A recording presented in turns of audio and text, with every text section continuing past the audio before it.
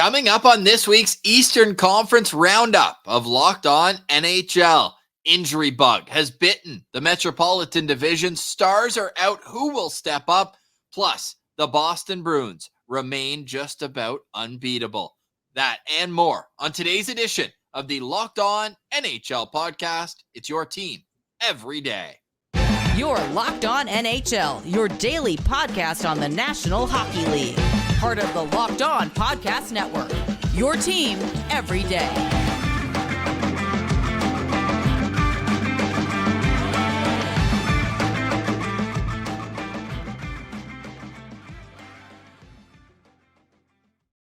Welcome to this Wednesday, November 8th edition of Locked On NHL. I'm Ross Levitan alongside Mike DiStefano. You can find us 5 days a week, Locked On Senators, Locked On Maple Leafs, respectfully. Today's episode is brought to you by Sleeper. Download the Sleeper app and use promo code LOCKEDONNHL to get up to a $100 match on your first deposit. Terms and conditions apply. See Sleeper's terms of use for details. Mikey, we've got 3 games on tap. We're going to recap the week that was, but it's our first Battle of Ontario. What's the mood in Leafland after a big comeback win over Tampa?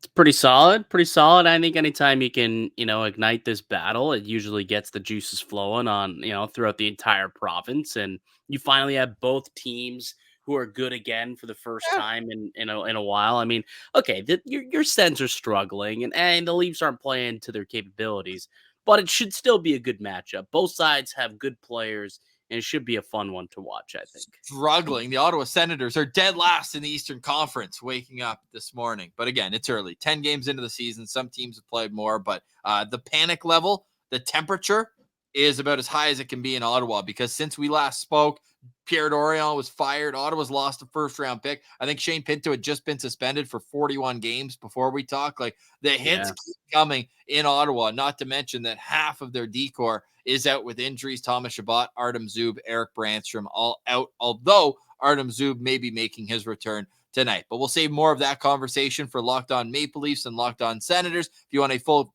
game day preview of that one, you can go check us out. And then the postcast on Locked On Senators after tonight's game. But Mikey, these are just 2 teams in an Eastern Conference that are full of storylines. You want to start in the Metropolitan, though, where an MVP candidate is out, and it's not a short-term injury for Jack Hughes. Yeah, Jack Hughes, week to week is what they're calling it. A tough injury, went hard into the board, shoulder first, upper body injury, I guess is kind of what is nowadays what it's being deemed as. And this is tough because it's the guy who was really breaking onto the scene as a true legit NHL superstar. Like last year, he certainly took that leap into like star status, but this year it seemed like he was about to transcend into that like elite of elite top 10 company.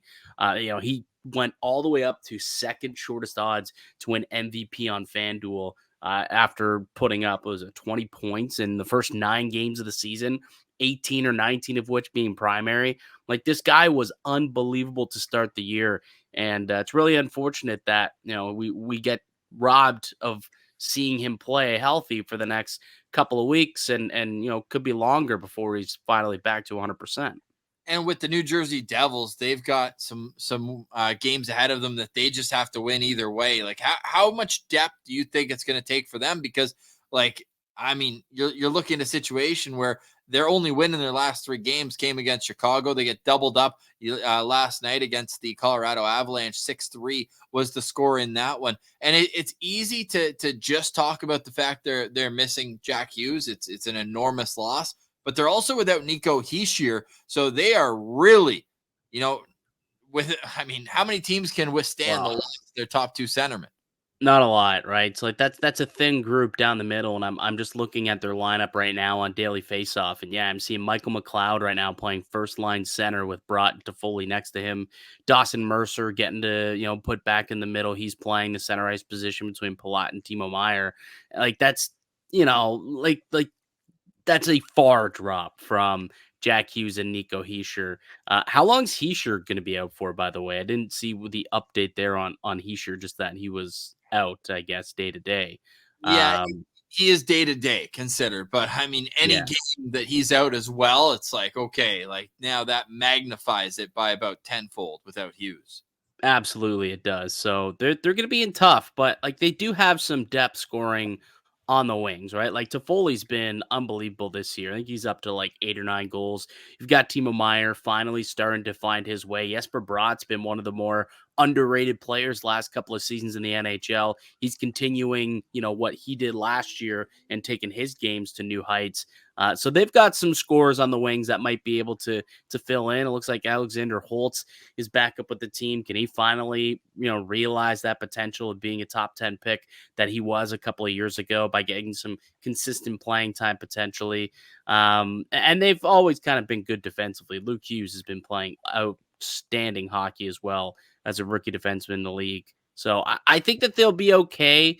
But it's going to be a collective effort, obviously, for them to win some games here in the absence of Jack Hughes and I guess Nico Hischier for as long as he's out for.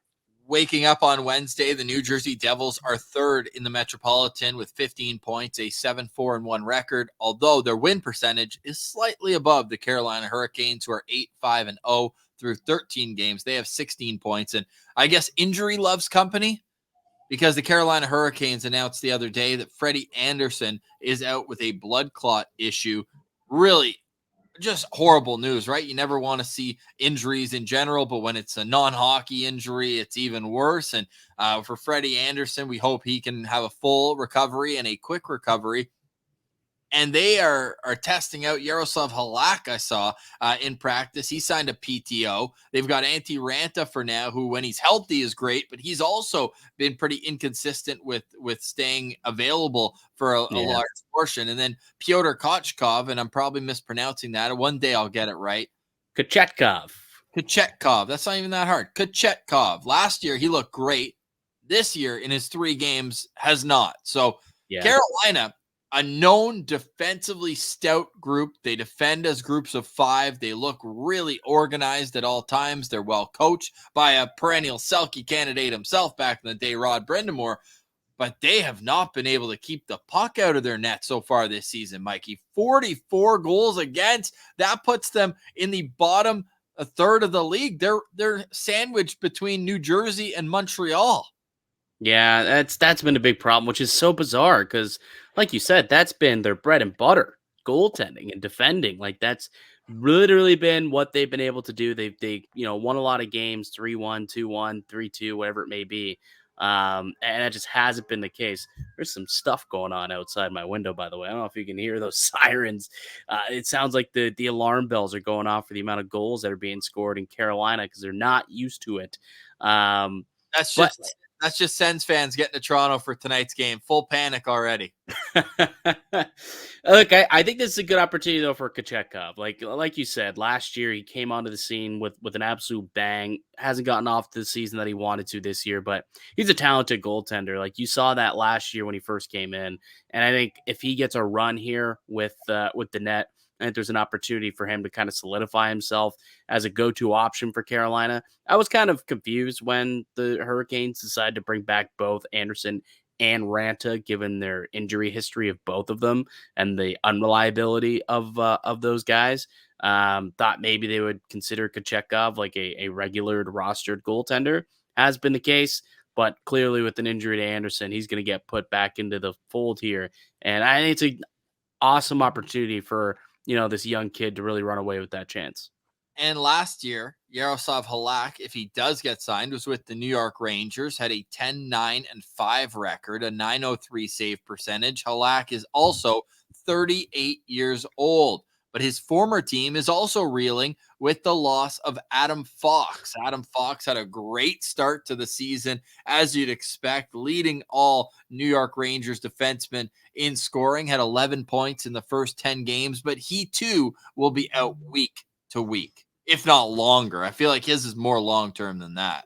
Yeah, Adam Fox, that was a bit of a tough blow. That was what, Aho? Him and Aho had a little collision coming, speaking of the Carolina Hurricanes.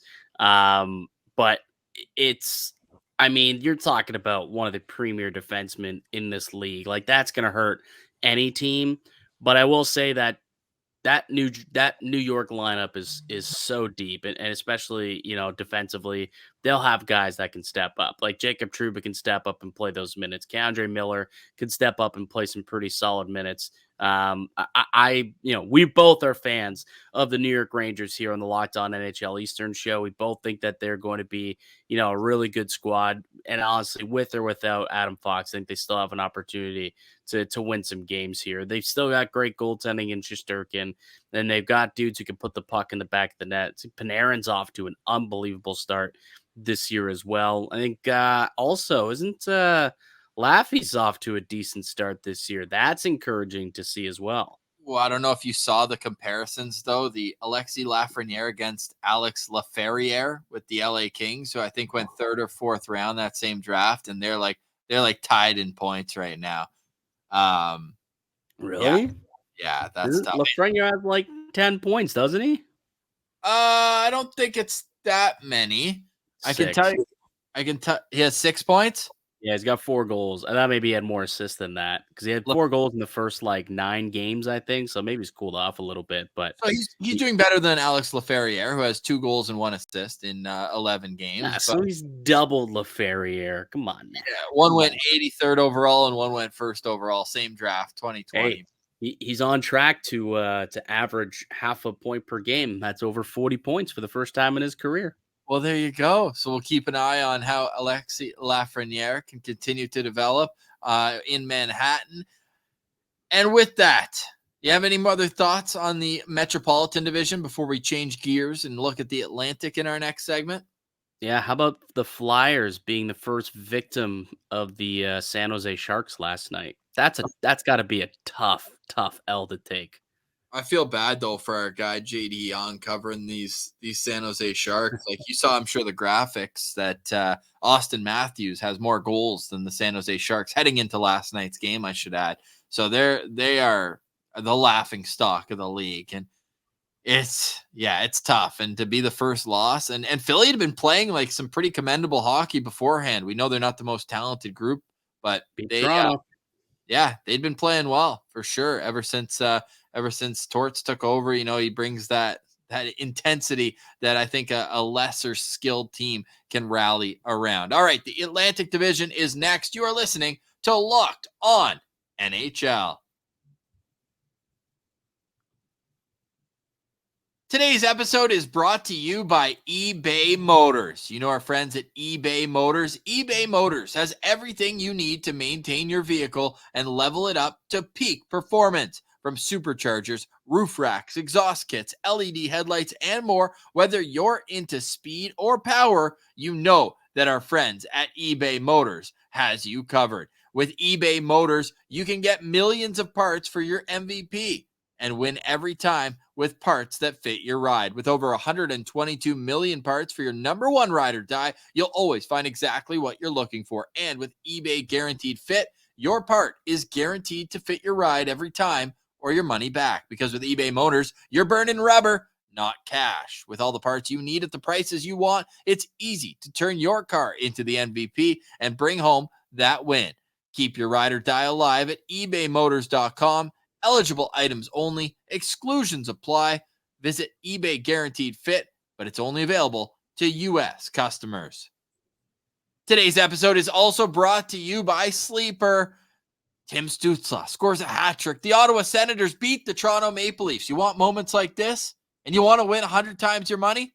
Well, play daily fantasy hockey on the Sleeper app. These are all possible scenarios for this season, but you have to have a chance at winning big. You need to play daily fantasy hockey on Sleeper. As the official daily fantasy app of the Locked On NHL Network, Sleeper is our top choice for daily fantasy sports, especially fantasy hockey. With Sleeper, you can win 100 times your cash in daily fantasy hockey contests. With different studs you can pick every night, Brady Tkachuk, Austin Matthews, all you need is to pick more or less stats for these stars. Choose stats like goals, assists, saves, plus, minus, and more. You heard me, NHL fans. 100 times payouts on Sleeper, so start paying attention and get your picks right so you can win big. Use promo code LOCKEDONNHL, and you'll get up to a $100 match on your first deposit. Terms and conditions apply. That's Locked On NHL. See Sleeper's terms of use for details.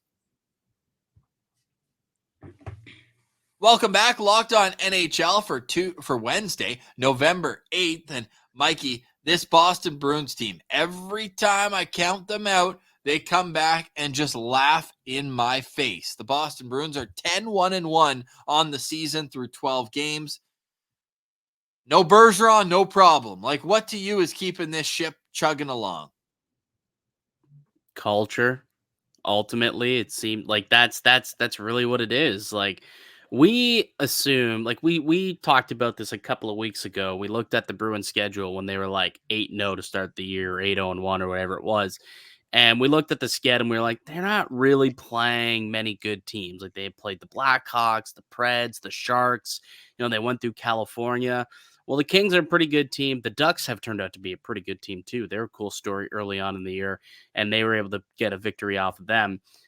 But then the last couple of weeks here, like, they've played some tough teams. They went into they beat the Panthers, they beat the Leafs, they went and beat the Stars in their own building. Like, they're beating some top tier teams now as well, to say, hey, we're not only gonna feast on these crappy teams out west. Like, we can beat all of these good squads that are cup contenders, as you say, with Dallas and Toronto and Florida and whatnot. So I gotta tell you, man, I think I'm gonna eat my words, because I had Boston falling out of it this year, and even when they got off to that tough start, like we were saying, I don't think it's sustainable. They'll probably run into some problems, and they will at some point hit some sort of skid, I'm sure.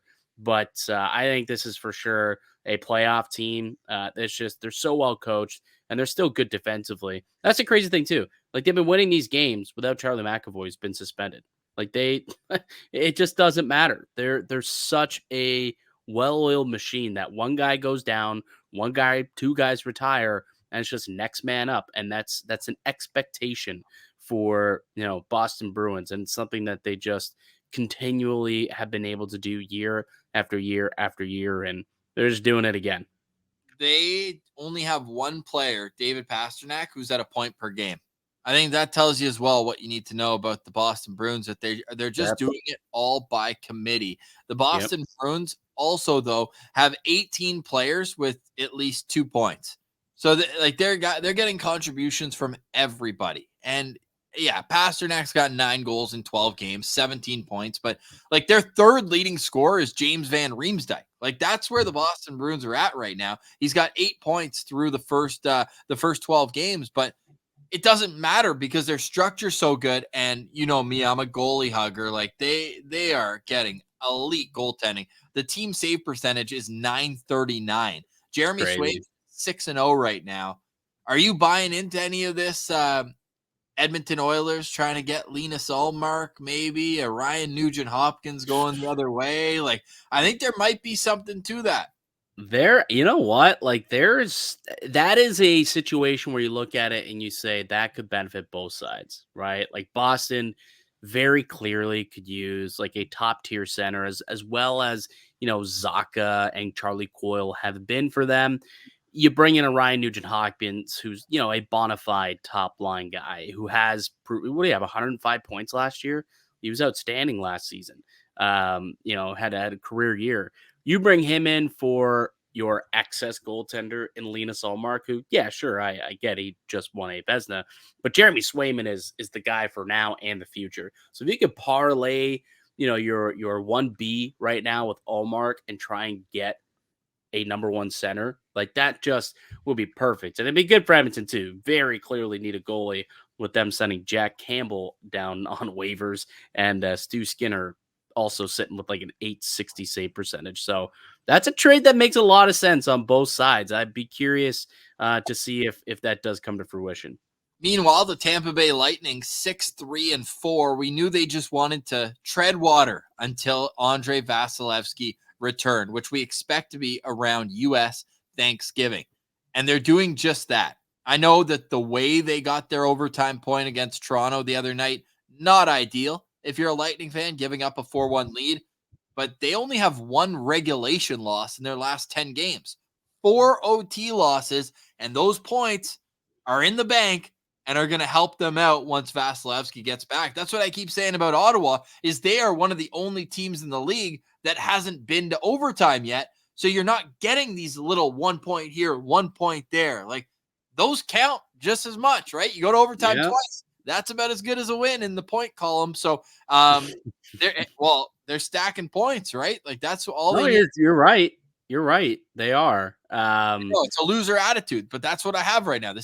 My team is dead last in the Eastern Conference. Like what the hell? Yeah, you'll take an OT point. You'll take an OT point. I mean, the pity point is at least it's a point, unlike what they've been able to get of late, and probably not going to get tonight as well. That being said, as we transition back into the Tampa Bay Lightning here, Beat Ottawa last week. Excuse my language, but it wasn't even close. Ottawa's been doing this thing where they score goals late in games to make them look respectable, but they're not respectable games. Well, I think though Tampa's. I mean, you tell me how it looks for Tampa. Did Tampa absolutely cakewalk Ottawa on that game? Because for Toronto, the shots were 32-16 after 40 minutes. Like it wasn't even close. Yeah, Ottawa's been giving up like 38 plus shots a game with these injuries piling up. That's another reason why I think tonight's going to be a gong show for Leafs and Sens. But Tampa Bay, they played incredible the first period. I guess you could also say Toronto was awful in that opening period, but then like in the second, Toronto just took it to them and they really exposed them for like some of their weaknesses. Like defensively, that's not a great team. They give up a lot of chances. I mean, Jonas Johansson, I think he's number 1 in the NHL in saves. Like they give up a lot of shots. That defense, I think I was looking at the numbers going into the Toronto game, but Victor Hedman and Eric Chernak, the 5th worst expected goals for any pair with 100 plus minutes played this season. 5th worst in the NHL. Like that's supposed to be your number 1 top pair that plays over 22 minutes a night, 23 minutes a night, and you're giving up that many opportunities. Like honestly, it's wild to think that Hedman's become a bit of a liability, but it kind of is. Like the expectation is they've given up 3 goals per 60 minutes of play. That's not good. That's not great. And there's no one after that either. Like they've just completely depleted their defensive team. And Vasilevsky, and we talked about this before, Vasilevsky masked a lot of those problems, and those problems have been surfacing. Luckily, that team has guys who can really shoot the puck, and they've been able to outscore a lot of those problems. I think they lead the NHL with 50 goals so far this season. So they've been able to outscore their problems. But even with a league leading 50 goals, they're only a +5 goal differential because they've given up 45, which is the most of any team in the Atlantic Division and the second most in the East. And I would imagine that the San Jose Sharks have given up far more. Yes, 56 goals. But yeah, so they've given up like the 3rd most goals in the entire league. So they've gotten away with some, they've treaded water like they were supposed to, but a lot of that because Kucherov is playing out of his mind and they're getting some contributions offensively.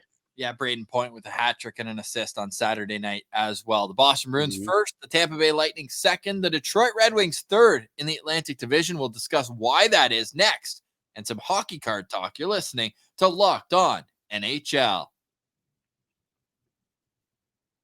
Today's episode is brought to you by the FanDuel Sportsbook, America's #1 sportsbook. Right now, new customers in the U.S. get $150 in bonus bets with any winning $5 moneyline bet. The beauty, too, about FanDuel is you can bet on anything. Mikey, I want you to pull up some futures that you like right now on FanDuel. But I'll tell you as well that at FanDuel, now's the time to get in on the action. The app is so easy to use. You can find it in the App Store. There's a wide range of betting options that include spreads, player props, over-unders, and more, like futures. Mikey, what are the numbers looking like today? What do you like on the board? My guy, Austin Matthews, shooting up to second in the MVP race, currently at +450 to win the Hart for a second time in the last 3 years. The way that he's been playing, 13 goals in 12 games, single-handedly pretty much leading the Leafs to the record that they have so far this year. I think that's a potential wager worth placing right now with decent odds. So visit FanDuel.com/lockedon. Kick off the NFL season. Get deep into the NHL season. FanDuel, it's the official sportsbook partner of the Locked On Podcast Network. Welcome back, Locked On NHL, your final segment on this Wednesday show. We'll hand it over then to Power Rankings on Thursday, and then we'll wrap up the week Friday with Gil Martin and Rachel Donner. The beauty of the Locked On Podcast Network is we have local experts on the biggest stories, and the biggest story at the start of the year, heck, we did almost a full show on the Detroit Red Wings that were unsustainably elite to start the season. The power play was clicking at 50% through the first 8 games. Alex DeBrincat and Dylan Larkin were 1-2 in the league in scoring.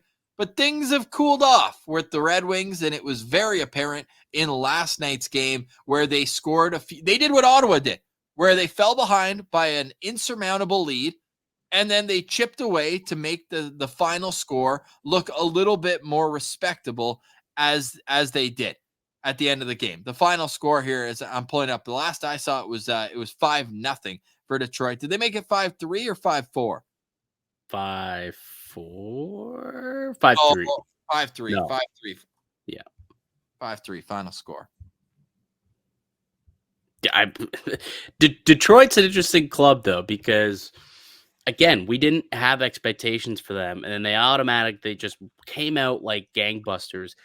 But their shooting percentage was so high, it was incredible. Like DeBrincat, the first few games in the season, he had like 9 goals in 7 or 8 games with like a 40% shooting.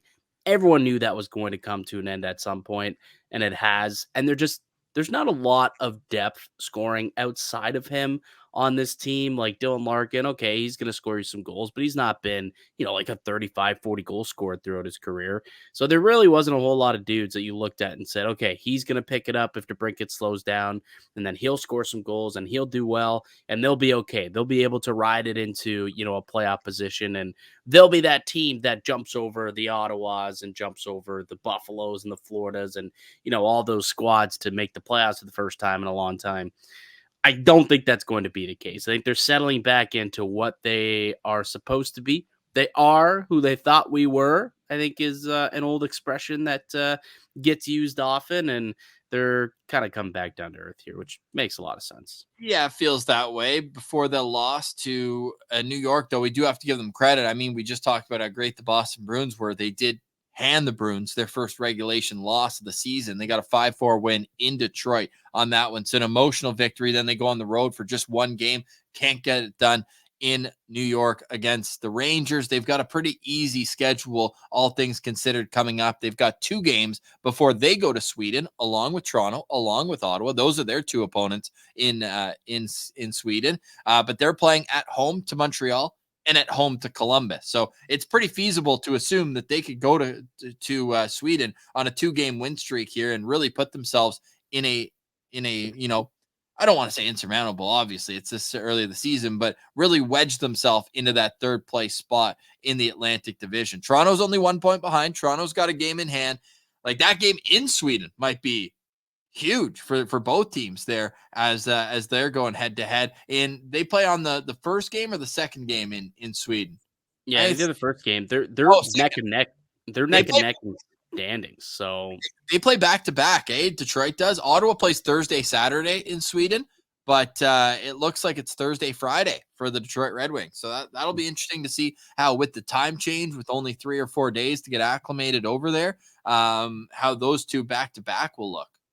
I'll also say this, like James Reimer's been unbelievable this season so far. He's got a .944 save percentage and a .152 goals against.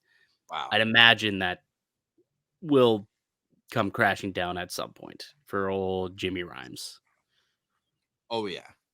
Yeah. I've never been the biggest Ville Husso guy either, but he looks good this season too. Husso? Yeah. Did he play well against Ottawa? I played okay. He played okay. He got an .890 save percentage and .357 goals against. Really? Okay. Yeah. See, that's kind of what his last 2 games. I mean, his last 2 games, he's let in 9 goals. So yeah, he's winning games though. He's got 5-3-1 on the year, so he's winning games. Yeah. I mean, that's the Detroit Red Wings for you. I don't want to talk about Ottawa anymore. I don't really want to get into, just how brutal things are there. But let's discuss the hockey card expo this weekend. You're telling me that Sure. it's a pretty big deal in the hockey card world. Yeah, I mean, it's the number one hockey card show in the world. It's the second largest sports collectible show, behind the National, which takes place in Chicago each year. So there's gonna be a lot of people there, like thousands of collectors there all across North America, and I'm excited for it. Like I've been a big hockey card buff for many years. I'm now writing for the Hockey News, writing about hockey cards and collectibles. So this is a really fun weekend for those who do take part in the hobby. And I implore anybody who is in the GTA area or anywhere around here, go check it out if you're a hockey fan. It's got something for everybody. They had Carey Price coming signing autographs. Actually, he's going to be at the show. It's not just hockey; it's baseball, football players as well. I think Mike Tyson is going to be there signing autographs as well. Ric Flair, woo! So there's a lot going on at the show, and I'm really looking forward to it. That's awesome. So where can people find it if they want to, if they aren't able to make it down there, but they want to see what's going on? Where can people find it? So I believe there's an app called, I think it's just like Sport Card Expo. Hold on, I have the app. I'll look it up real quick. Yeah, it's called Sport Card Expo, and Sport Card Memorabilia Expo, and it has kind of all the dealers that are there. You can network and see if anybody has what you're looking for, and basically gives you a chance to kind of take part in what's going on online through this app. And then you might be able to wire somebody some money if you see a card on Instagram. Go check out their Instagrams too. It'll show what they all have, and you can kind of in that way attend the show virtually. I suppose if you're someone like you, Ross, who probably doesn't want to come in from Winnipeg, but if you do have interest in maybe there's a game use Jason Spezzo or Alfredson jersey that you see for a good price and you want to snag it, that's a good way to get in touch with the dealers, and from afar you can still try and get yourself something. Very cool. We're going to be looking forward to hearing all about that next week and more in the weekly Eastern Conference Roundup. For Mike DiStefano from Locked On Maple Leafs, I'm Ross Levitan from Locked On Senators. For more from us, you can find us on our daily show, a part of the Locked On Podcast Network, your team every day.